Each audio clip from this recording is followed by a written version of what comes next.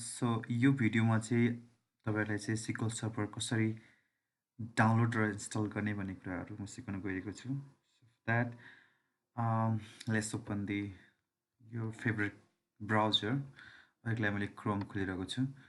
Now go to the google.com and then type download SQL Server 2019. Okay, so you press you will find the number of links. Among this link, you can simply click this first link, SQL Server 2019. Okay, so when you reach on this website, then you can find the number of menus over here. Among this menu, try to press this download link. Okay, so you download one option you'll find the number of options. The first SQL Server 2019 premises भनेको छ. यो तपाईको लागि चाहिँ 180 day चाहिँ free trial version रहेछ. So after that you have to pay. So तपाईले यो अप्सनमा नगए हुन्छ अहिलेको लागि. Then go to the other option, look for the other option. यहाँ हेर्नुस् तल गएर हेर्नु भने तपाईले यहाँ डेभलपर र एक्सप्रेस एडिसन देख्नुहुन्छ. अब यसमा चाहिँ तपाईको सबैभन्दा बेस्ट हाम्रो लागि डेभलपर अप्सन आउँछ किनकि यसमा चाहिँ फुल्ली फिचर हुन्छ but you can't use it as a production level. Okay, non production इन्भाइरोमेन्टको लागि बेस्ट हुन्छ. सो हामी जस्तो लर्नरको लागि developer option would be the best option. Okay, किनकि यसमा सबै फिचरहरू चाहिँ यहाँ अभाइलेबल हुन्छ.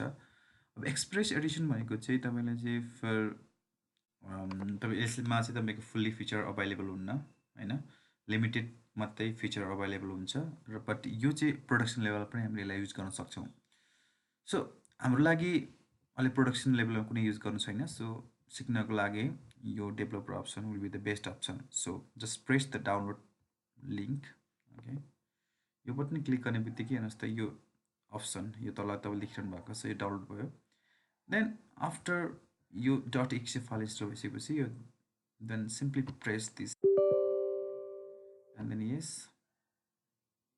Okay, now you start भइसकेपछि तपाईँले हेर्नुहोस् त यहाँ के देख्नुहुन्छ भने तीनटा सेट देख्नु यहाँ बेसिक, कस्टम र डाउनलोड मिडिया होइन. त्यसमध्ये मैले बेसिक नै अहिलेको लागि चुज गरेँ. त्यसपछि यहाँ यु क्यान फाइन्ड द यहाँ नम्बर अफ टर्म्स एन्ड कन्डिसनहरू यहाँ लेखिएको छ. तपाईँलाई इच्छा छ, तपाईँलाई चाहिँ पढ्ने मन छ भने यो पढ्न सक्नुहुन्छ. And then simply press the accept button, right, and then install. Okay, now it will take time to download the file. Say download successful भइसक्यो. Now start to install. Install start गर्न गइरहेको छ. It will take time. यसलाई certain time लाग्छ. It depends upon your internet connection as well. है तपाईको because internet connectionसम्म depend पर्छ कतिको चाँडो हुने भन्ने कुरा डाउनलोड गर्ने कुराहरू चाहिँ.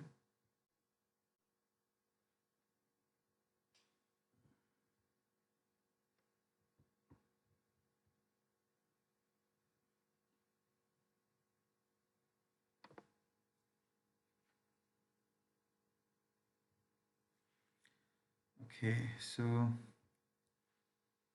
let's wait for some time.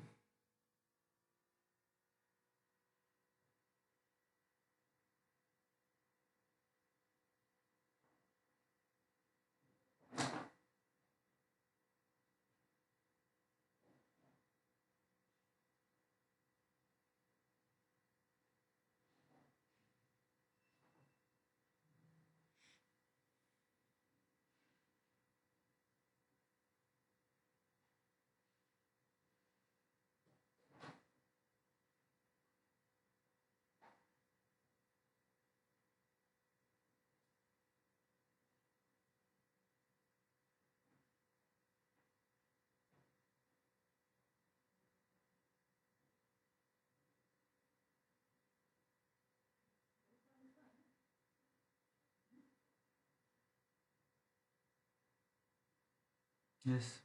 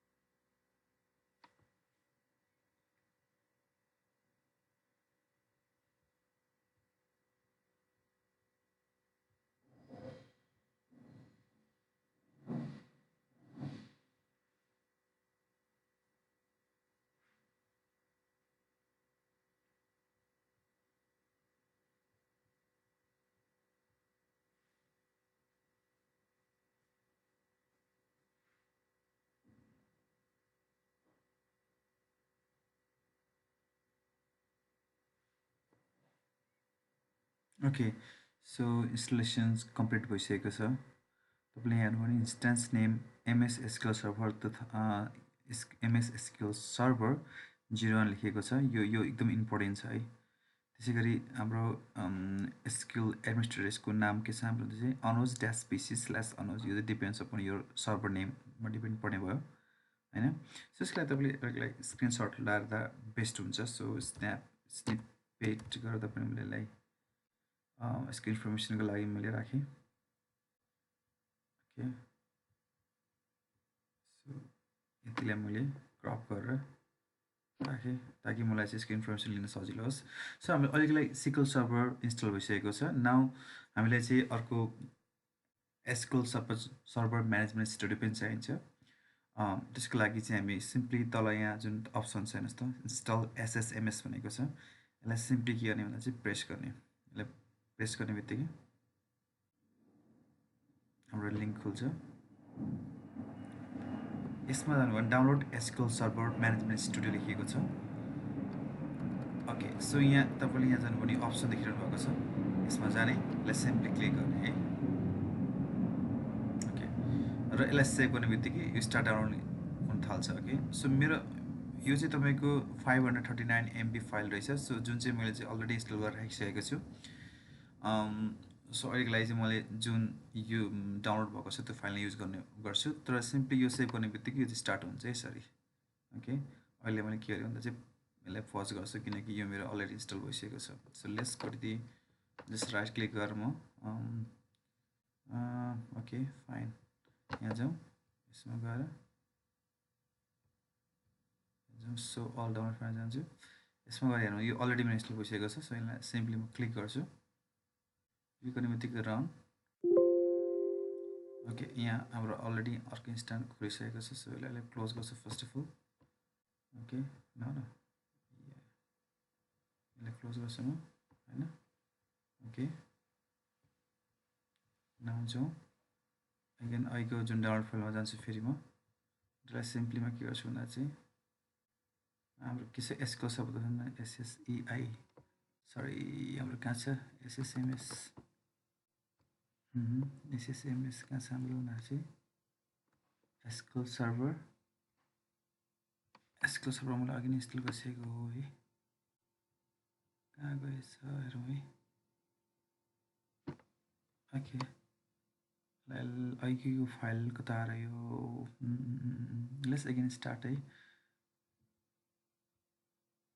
Okay, ठिकै छ, यसलाई फेरि इन्स्टल गर्न दिउँ है। मैले अघि इन्स्टल गरेको फाइल कता राखेँ। ओके फाइन, एकैछिन है। मैले आई थिङ्क यो कुरा चाहिँ मैले फायरफक्सबाट इन्स्टल गरेँ जस्तो लागेको थियो। सो यसमै जाउँ, हाम्रो फायरफक्समा ट्राई गरौँ एकपल्ट है। फायरफक्समा हो कि अथवा ओके एकछिन है, लेट्स चेक यसमा छ जस्तो छ। ओके, डाउनलोडमा जाउँ।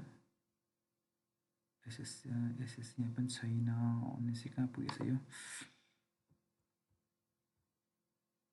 ओके, यसको सर्भर कता पुगेछ।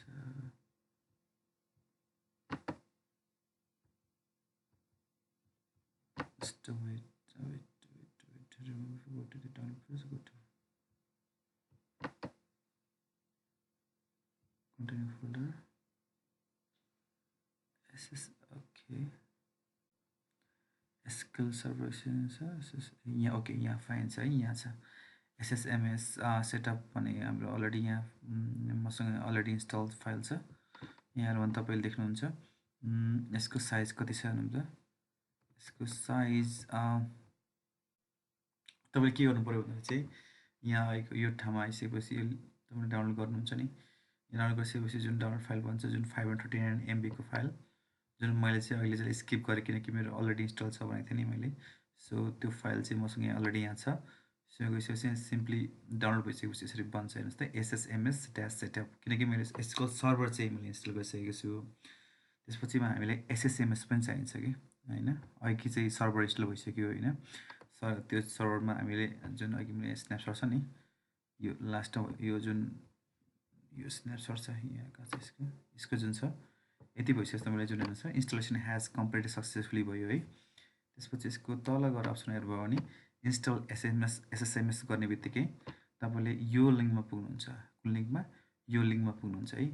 यो लिङ्कमा पुगिसकेपछि तपाईँले चाहिँ यो download SQL server management studio भन्ने जुन छ एसएसएमएस, यसमा क्लिक गर्ने। यसमा क्लिक गर्ने बित्तिकै तपाईँले यस्तो खालको सानो जुन विन्डोज पपअप देख्नुहुन्छ, यसमा चाहिँ SSMS dash setup dash ini.exe छ। यसको फाइल साइज 539 MB छ। यसमा सेभ गर्ने बित्तिकै यसले इन्स्टल डाउनलोड गर्न सुरु गर्छ। डाउनलोड भइसकेपछि चाहिँ यो 539 MB यो जुन यहाँ छ मेरोमा अलरेडी डाउनलोड भइसकेको छ। अहिले म यसलाई नै युज गर्नेवाला छु। तपाईँहरूले पनि तपाईँको इन्टरनेटको स्पिड अनुसारले यसले सर्टेन टाइम लिन्छ डाउनलोड गर्नलाई। एन्ड देन आफ्टर डाउनलोड तपाईँले यसलाई सिम्पली इन्स्टल गर्न सुरु गर्नुहोस्। यसरी प्रेस गर्ने, देन स्टार्ट टु यस गर्नुहोस्। ओके, त्यसपछि हेर्नुहोस् त लोकेसन यहाँ दिएको छ। त्यसपछि सिम्पली इन्स्टल। अब यसले सर्टेन टाइम लिन्छ इन्स्टल गर्नलाई।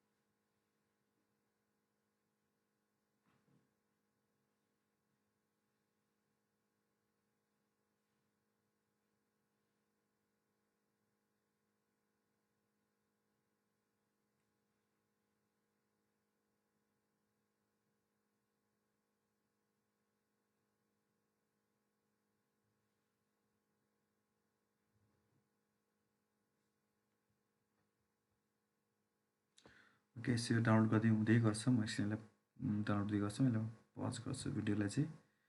डाउनलोड यसको यहाँ पुगिसकेपछि म फेरि आउँछु है त। ओके, सो यो कम्प्लिटेड भइसकेको छ है। So okay, just okay, so Microsoft SQL server management studio है।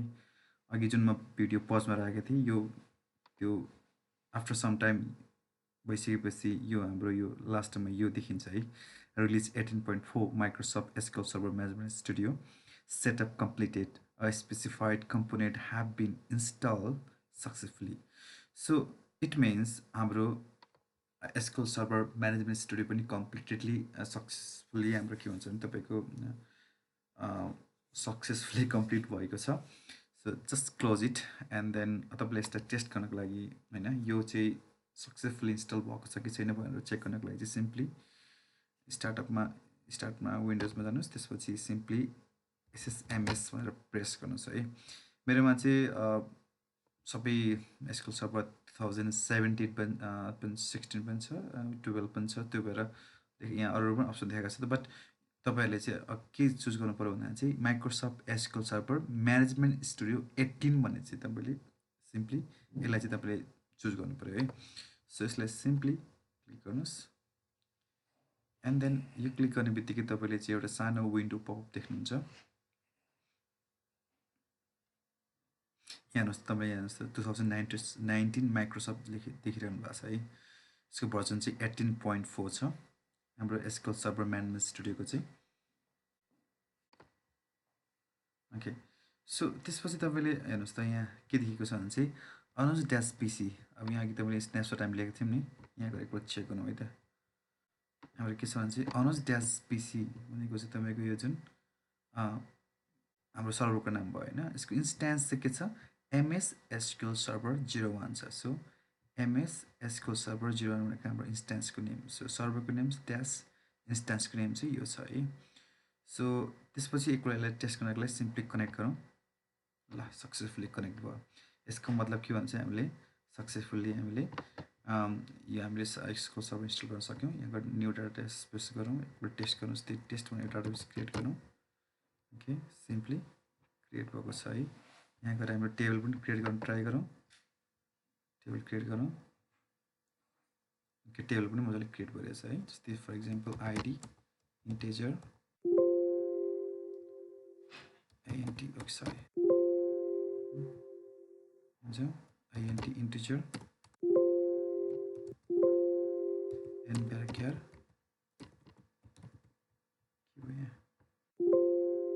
ओके एन ब्यारियर यहाँ छौँ। एन ब्यारियर 50 राखेँ मैले नेममा। यो ल यसले कन्ट्रोल एस सेभ गरौँ, टेस्ट पनि बनाऊँ। ओके, यो पनि कम्प्लिटेड भएको छ है।